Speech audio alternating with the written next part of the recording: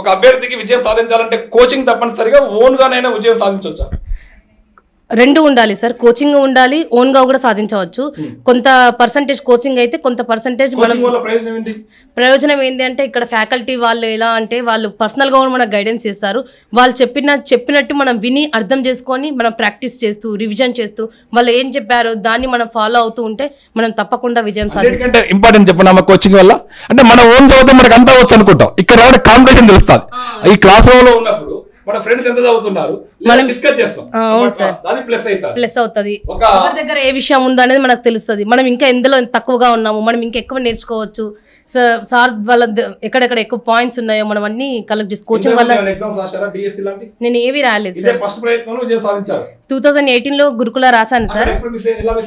ఎలా మిస్ అయిందంటే నేను అప్పుడు దిల్సుఖ్ నగర్కి వచ్చాను. నాకు లేదు సార్, ఓన్లీ 20 days ముందు నాకు బాసరా బోర్డు కనిపించింది, ఫోన్ చేసి జాయిన్ అయ్యాను 20 days ముందు.